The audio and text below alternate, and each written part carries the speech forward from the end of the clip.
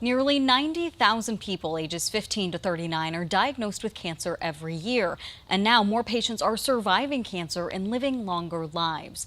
But surviving cancer comes with its own challenges. Today I'm here with Dr. Sheetal Kircher, the Medical Associate Director of the Cancer Survivorship Institute at Northwestern. Thank you so much for being here today.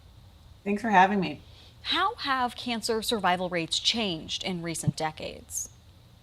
Overall, mortality from cancer has been going down, which is encouraging. I think that's a lot due to early detection, improvements in treatments and awareness, and a community really kind of surrounding themselves a little bit better around a cancer diagnosis. What's concerning, though, is that although the mortality appears to be decreasing, in about six of the top 10 cancers, we're seeing a rising incidence. So more people are getting the cancer. And so that we still have a lot of work to do. So if more people are getting cancer, but more people are surviving cancer, that means doctors Exactly. are treating more people who have this traumatic experience in their past. How has that affected cancer survivorship care? It's become, it's exciting that we're now more and more understanding what the word cancer survivorship even means, recognizing it as a distinct phase of your cancer care journey. When we think of a cancer survivor, really that definition is everyone that had to endure that horrible statement of you have cancer. The moment they're diagnosed is when you are a cancer survivor. When we think of cancer survivorship care, practically, we are mainly talking about that time period when you finished your curative intent therapy and you're now moving forward in your life with all that kind of baggage and what has happened to you throughout the cancer journey. So it's that survivorship care of moving you towards that next phase of life outside of treatment to go on to live a quality of life that manages the side effects and late and long-term effects of the cancer.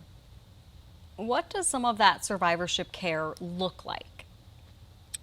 That very first thing when patients, they finish their treatment, I give them that CT scan that they so desperately wanted that I don't see evidence of cancer.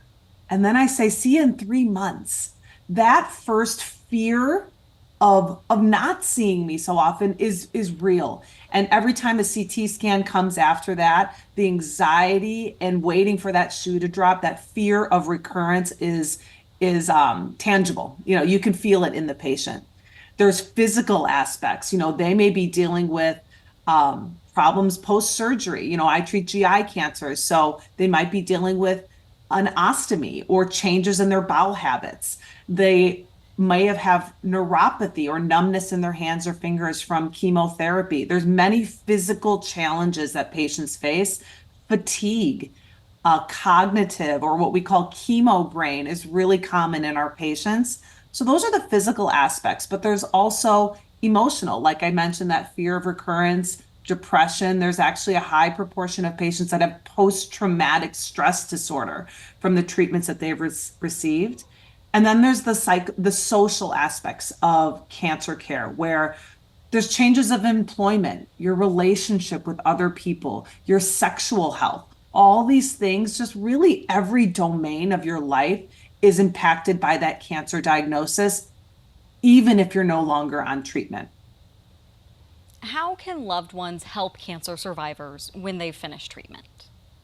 It's so hard. It's hard to be a caregiver. And I think first recognizing that um you know that it's hard to take care of a loved one and seeing them go through a cancer diagnosis and treatment.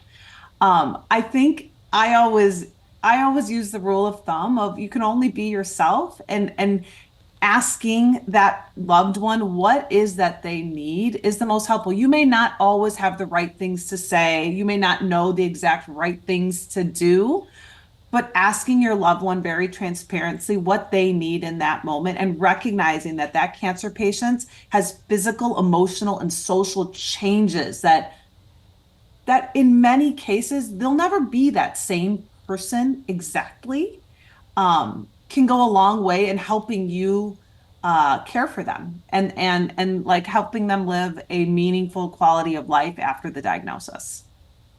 Dr. Kircher, you were able to share a lot of really important information today. Thank you so much for being here. You're welcome. Thanks for having me.